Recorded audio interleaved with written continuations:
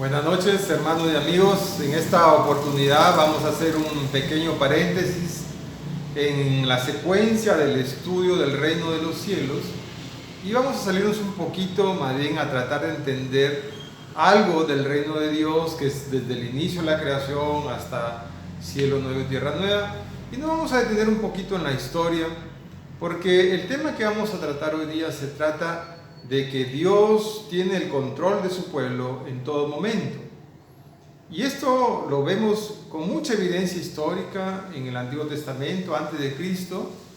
Y vamos a ir al libro de Jeremías para demostrar, hermanos, una vez más en nuestros tiempos, que Dios tiene el control de todo, sin importar las circunstancias en que su pueblo, y en este caso la iglesia, se desenvuelva, porque Dios tiene el control de la historia. Vamos a Jeremías capítulo 29, versículos 1 y siguientes, y vamos a leer y meditar en lo que el Espíritu Santo ha puesto hoy día para escudriñar, hermanos. Atentos. Jeremías 29, 1. Estas son las palabras de la carta que el profeta Jeremías envió de Jerusalén a los ancianos que habían quedado, de los que fueron transportados, y a los sacerdotes y profetas y a todo el pueblo que Nabucodonosor llevó cautivo de Jerusalén a Babilonia. Después que salió el rey Jeconías, la reina, los del palacio, los príncipes de Judá y de Jerusalén, los artífices y los ingenieros de Jerusalén. Por mano de Elasa, hijo de Safán, y de Gemarías, hijo de Hilcías, a quienes envió Sedequías, rey de Judá, a Babilonia, a Nabucodonosor, rey de Babilonia, decía lo siguiente: Así ha dicho Jehová de los ejércitos, Dios de Israel, a todos los de la cautividad que hice transportar de Jerusalén a Babilonia: edificad casas y habitadlas, y plantad huertos y comed del fruto de ellos. Casaos y engendrad hijos e hijas. Dad mujeres a vuestros hijos y dad maridos a vuestras hijas, para que tengan hijos e hijas, y multiplicaos ahí y no os disminuyáis. Y procurad la paz de la ciudad a la cual os hice transportar, y rogar por ella. Dice Jehová, porque en su paz tendréis vosotros paz. Porque así ha dicho Jehová de los ejércitos, Dios de Israel: no os engañen vuestros profetas que están entre vosotros, ni vuestros adivinos, ni atendáis los sueños que soñáis, porque falsamente os profetizan. Ellos en mi nombre no los envié, ha dicho Jehová. Porque así dijo Jehová: cuando en Babilonia se cumplan los 70 años, yo os visitaré y despertaré sobre vosotros mi buena palabra para haceros volver a este lugar. Porque yo sé los pensamientos que tengo acerca de vosotros, dice Jehová, pensamientos de paz y no de mal, para daros el fin que esperáis. Entonces me invocaréis y vendré y oraréis a mí, y yo os oiré, y me buscaréis y me hallaréis, porque me buscaréis de todo vuestro corazón. Hermosa palabra, hermanos. Y antes de centrarnos en esa promesa que Él tiene solo pensamientos de paz para nuestras vidas, y nos promete oírnos cuando nos acerquemos a Él y clamarnos, y nos dice que sigamos viviendo en medio de la dificultad, que Él lo único que desea para nosotros es paz. Dice: tengan hijos, cásense, denle esposo a su hija y mujer a su hijo, reproduzcanse, estén felices, edifiquen casas. ¿Qué nos tiene que decir para nuestro tiempo, hermanos, esta porción histórica de la palabra de Dios? Pues miren, el contexto en el que suceden estas cosas es que el pueblo de Israel había fracasado en su buena conducta respecto a Dios. De mucho tiempo atrás el Señor venía advirtiéndoles que se volvieran a Él, porque esa era la condición del pacto que Dios tenía con ellos. con los descendientes de Moisés. Ellos estaban bajo el pacto de la ley y lo único que Dios esperaba es que cumplieran la ley, que le amaran, pero el pueblo continuamente le desobedecía. Así que ya muchos años atrás venía el pueblo cometiendo pecado, y uno de los peores pecados que cometían y que se centra en la historia del rey Manasés, que gobernó 55 años, era de que este rey se fue a la idolatría, uno de los pecados más abominables para Dios. Dios no soporta la idolatría, no soporta, porque es rebajar su naturaleza santa y poderosa a una representación de manos de hombres. Es uno de los pecados más abominables porque está relacionado al primer mandamiento, que lo amemos con todo nuestro corazón. Cuando cualquier ser humano rompe ese mandato de amar a Dios, de amarlo con todas nuestras fuerzas, la humanidad entera, no solo de manera individual, sino que la humanidad entera, cuando sustituye a Dios por lo que no es, entonces viene la ira de Dios sobre esas personas, sobre las naciones. Y como ellos estaban bajo este pacto, obviamente para Dios era abominación. Hoy en día también no podemos ser idólatras. Y hoy en día el Señor también exige que le amemos, que vengamos a través de su Hijo Jesucristo. Pero en ese tiempo, tanto como hoy, hermanos, el pecado de la idolatría era el pecado más terrible que una nación o un hombre pudiera cometer. Así que este Manasés, por 55 años que gobernó, solo se dedicó a hacer idolatría. Y eso al Señor le ofendió tanto que Él dijo: yo lo voy a entregar a la esclavitud de los imperios que vienen. Es así que en ese tiempo estaban los imperios de Egipto, de Asiria, y surgiendo el imperio babilónico. Y entre estos tres poderes el pueblo de Israel pasó décadas. Primero los egipcios los invadían, luego los asirios, el Egipto sacaba al asirio, y luego vino Babilonia y sacó a los asirios y sacó a los egipcios. Era una sucesión de reinos que describe Daniel en su libro, que nos hace mostrar que Dios tiene el gobierno de todo y que Él va diciendo y permitiendo quién gobierna, a quién le toca gobernar. Son la sucesión de reinos, y en Daniel está desarrollado ese concepto de que los reinos sucederán hasta que se instale el reino final de su Hijo. Pues bien, un grupo de los primeros conquistados por Nabucodonosor fue un grupo que salió a Babilonia desterrado, y ahí inclusive aparece Daniel viajando como pequeño niño y ya casi adolescente, y viajaron todos los nobles, los sacerdotes, los profesionales. Fue el primer grupo desterrado a Babilonia, y un grupo de los más pobres se quedó, porque Nabucodonosor no quería que esta nueva provincia de su reino quedara sin gobernar y sin trabajadores. Entonces dejó, digamos, a la masa obrera trabajando en los campos, a los de más bajo nivel social en ese tiempo los dejó, y puso a un rey que sustituyó al rey Joacín, conocido también como Jeconías, que es el primero que viaja en el destierro, y pone a otro rey que era su tío, que era el rey Sedequías. A él lo pone, lo sustituye, y por eso es que esta carta que escribe Jeremías se le envía, dice, a los deportados que fueron con Jeconías, y es autorizado por Sedequías. Eso es lo que está diciendo aquí este libro de Jeremías.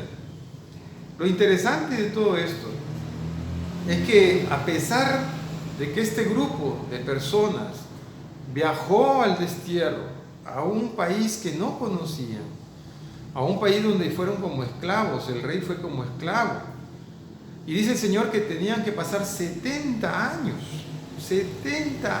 iban a vivir como esclavos del imperio babilónico. En efecto, luego vemos que en los primeros 60 años viene el imperio medo-persa, reemplaza al imperio babilónico, y Ciro, rey de Persia, empieza a dejar salir, ya a los 60 años de cautiverio, empieza a dejar salir a los primeros judíos para reconstruir Jerusalén. Pero un grupo se siguió quedando, de judíos ahí en el nuevo imperio medo-persa. Se quedaron porque Dios les había dicho que construyeran ciudades.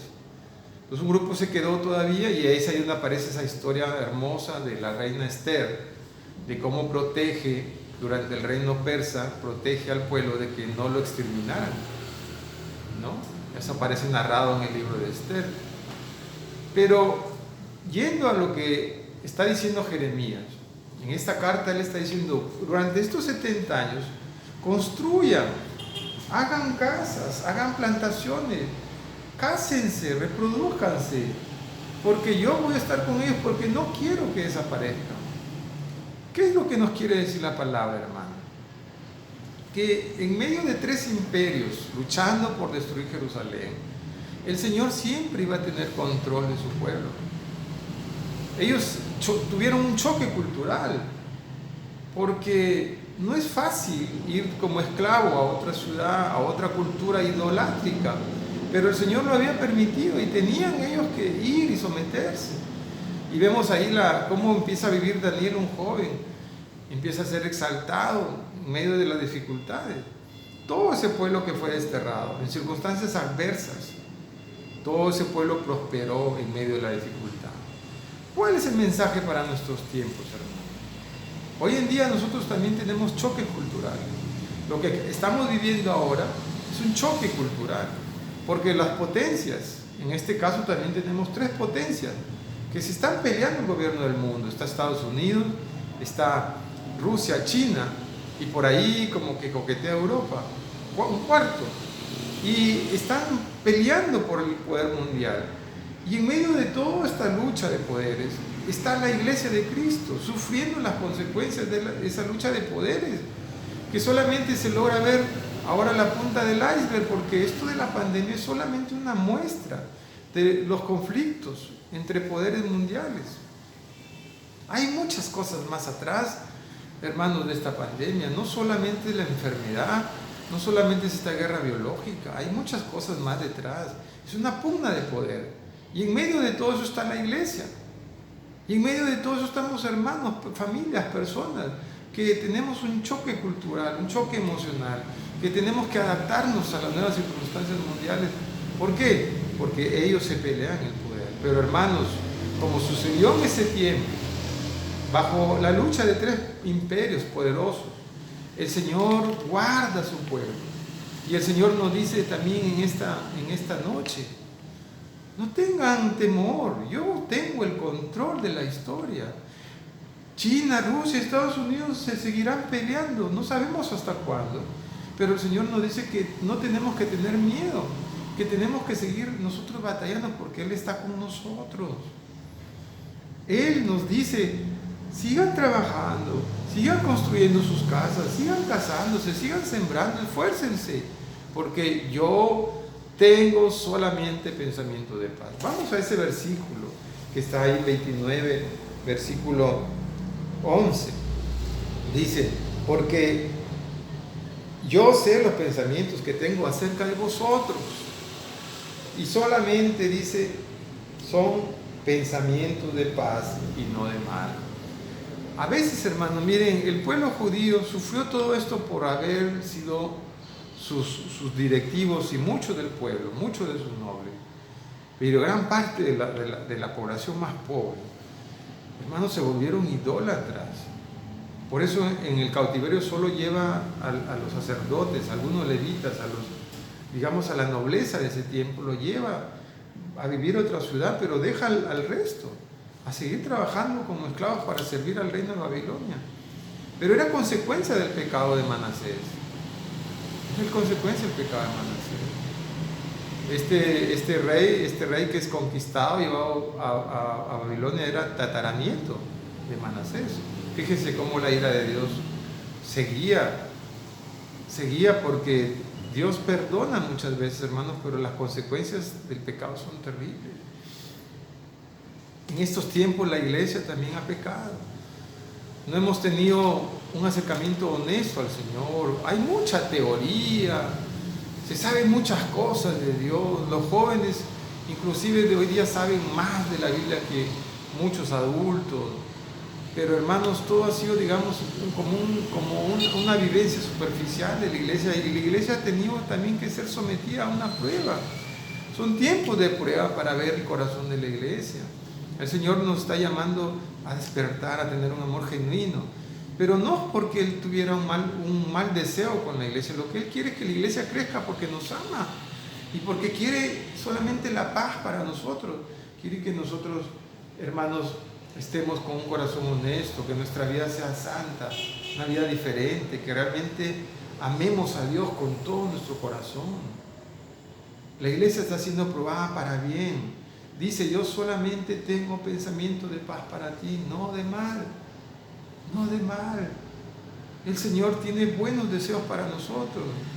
Si nosotros estamos arrepentidos y le amamos y queremos, hermanos, queremos que el Señor tenga una buena relación con nosotros, y nosotros queremos sentir paz en estos tiempos de dificultad, de choque cultural, de cambio emocional, de cambios en la salud, tenemos que amar al Señor, tenemos que rendirnos al Señor, tenemos que ser honestos con nosotros mismos y honestos con el Señor, y pedirle perdón y arrepentirnos y seguir nuestra vida, hermanos, sabiendo que Él tiene control de todo. Porque Él dice: yo tengo solamente pensamiento de paz para ti. Habrán dificultades, obviamente, habrán pérdidas, como que ya las han habido, pero hermanos, todo es para el bien de la iglesia, todo es para tu bien, hermano. Amigo que nos escucha, si tú vienes a Dios, todo es para bien.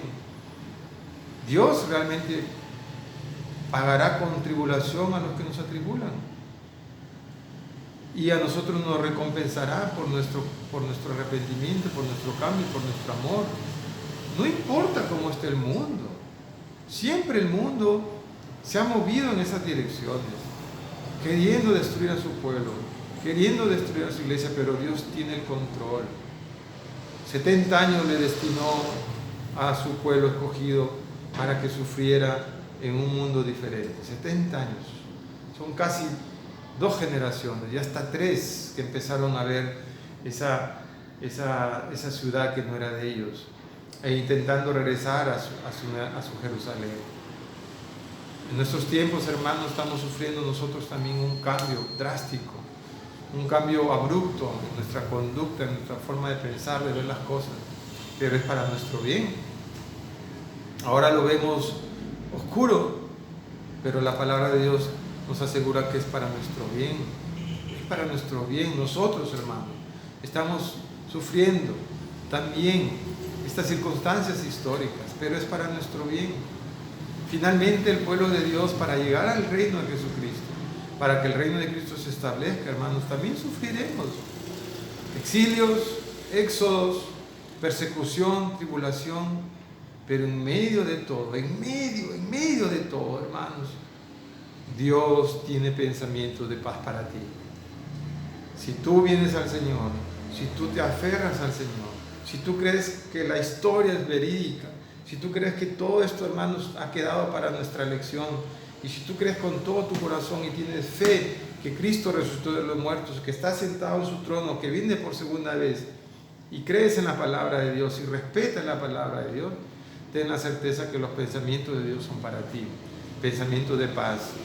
Continúa viviendo, continúa pensando en tus proyectos, en lo que querías hacer, porque todo esto es agradable al Señor. Dios no está contra nosotros para destruirnos, Él está haciendo todo por amor.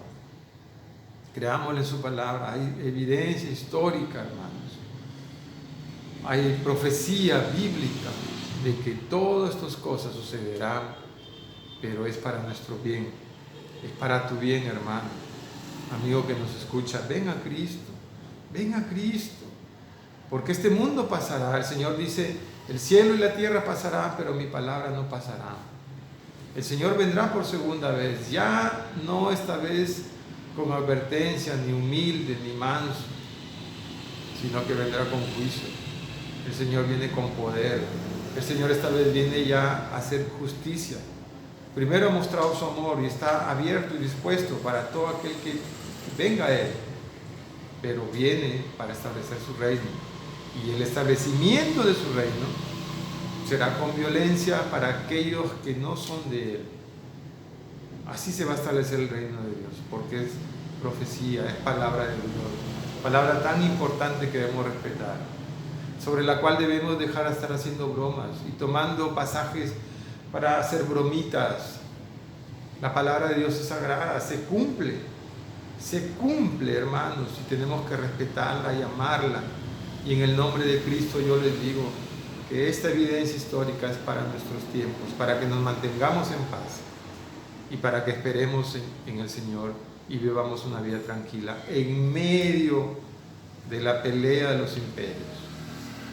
Que el Señor añada a este tiempo, hermanos, añada cosas que no pude decir, y que el Espíritu Santo ponga en tu corazón esta certeza de que Dios está con nosotros. Dios controla la historia, Dios gobierna nuestras vidas, Dios tiene pensamiento de paz para nosotros. Dios los bendiga, hermanos, y que la paz del Señor esté sobre nosotros. Vamos a orar. Señor, gracias por este tiempo, porque tu palabra es fiel, tu palabra se cumple, y tu palabra, Señor, tiene mucho mensaje para nuestro tiempo. Háblanos, Señor, a nuestro corazón en este momento, y auxílianos y ayúdanos a vivir en este mundo cambiante que parece que no tiene sentido y no sabemos a dónde va. Pero hoy día tu palabra nos dice que tú tienes el control de todo. Así que invocamos tu presencia en nuestras vidas e invocamos, Señor, el control sobre mi vida personal, sobre la vida personal de la iglesia y sobre la vida de todo aquel que venga a Jesucristo. Gracias te damos, Señor. Gobierna nuestras vidas y danos esa relación de paz que tanto necesitamos contigo. En el nombre de Cristo. Amén.